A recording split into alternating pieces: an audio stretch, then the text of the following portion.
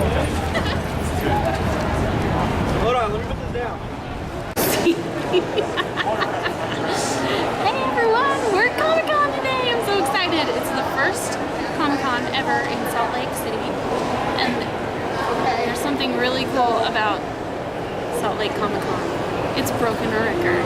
It is the very, let's see, Denver, when they had their first Comic-Con ever, they broke a record. It's 27,000 people. Well, we beat Denver. We have over 30,000 people here today. We're so excited. We're gonna go do some stuff and have a fun day, fun 3 days. I'm very excited. And all thanks to my bestest friend Nicole, who does not want to be on camera. So she's my camera person today. That's how I roll, yo. At least she got her voice. So she got me for my birthday. She got me Comic-Con tickets, and I'm so excited to be here with her. So let's go do something fun. Here's a look at the schedule for today. Let's see. Zoom in on my favorite one. I'm so excited about it. Sci-fi speed dating. I'm not lying to you.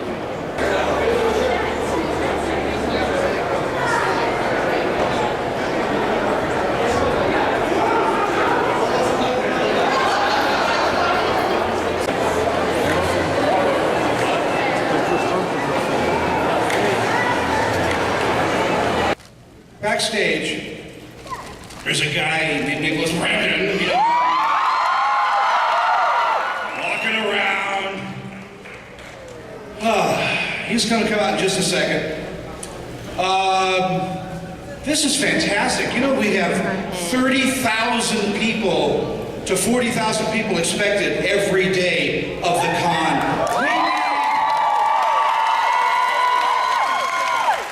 We need to extend it 2 more days. It's Utah, nobody works on a Sunday. Coffee's all run out, nobody knows how to make any in Utah. So, we got Jell-O, shots later. Hello, everybody. I'm very goddamn. This is weird. I'm very pleased to be kicking off. Well, first of all, give you all some applause for being here before the con even starts, because this really opens till 4. So this is my first time in Salt Lake City. I was just telling somebody backstage that it's my first time in Utah. She's like, "Oh, I've been to Sundance," and I go, "That's in Utah." That was back during my drinking days.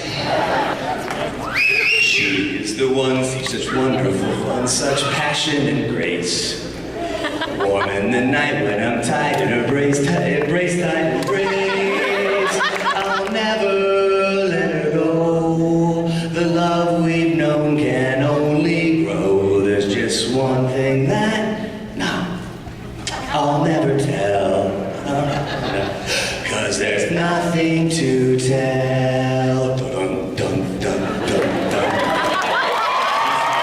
She wheezes, it's a house where Auntie sneezes. She eats these skeezy cheeses that I can't describe. Okay, there we go. All right.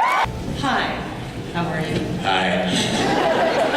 So I had a question regarding the Buffy series. It was supposed to end after series 5, and then it came back for 2 more seasons. And I wanted to know, in your own words, what was it like coming back for those last 2 seasons when you were planning on it? And did you agree with coming back after she died? Or do you think she should have stayed dead?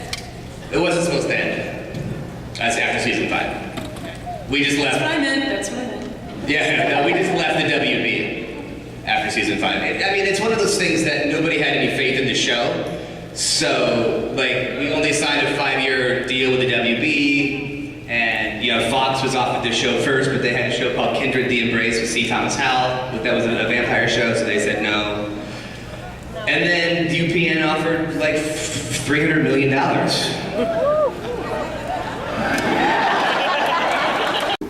Well, I think it would be worth talking, something that I think a lot about in my own filmmaking is, one thing I didn't mention is I'm a huge geek, I've been reading comics forever, and comics have definitely influenced my filmmaking to the point where I've actually used frames from comics and said, I want to recreate this in my film. But comics have their own strength and film has its own strength. And they're not always, like anything, there's this rich imagery. They don't always work together. And my example is in Orc Wars. I'm going to try not to mention my movie too many times today. Orc Wars, Friday, 7 o'clock. We have a guy shooting a sniper rifle off the top of a porch. And I said, you know what, I want this shot to look exactly like in Dark Knight Returns when Batman's up there and he shoots it's when he's dealing with Two-Face, you guys know what I'm talking about. He shoots the grappling hook and then he runs across, right? It's a great shot in that comic, right? Like he's there, his cape's, it's perfect. So I took a picture with my cell phone. We set the shot up. I sampled it. I showed it to my DP. I said, I need this. Give it to me. And we tweaked it. We couldn't get it. Now you wouldn't look at that frame and say, the perspective is all wrong. You would not. And yet, if you try to create it, you can't get, like we were seeing way too much of the background than I could in film. Like I couldn't get my character to be small enough, and we got it close, and if you see it, you'll see the shot that I'm talking about. But it wasn't a perfect match, not the way I was visualizing it. And I learned a lot. Like a lot of times in comics you can do things more expressive. There can be more expressive body language that if a person was to really do it. Like, have you ever gotten into a position, like you saw a cool comic panel and you're like, oh, look at how Wolverine's standing there. And you did that and you took a picture? You say, no, I know you're lying.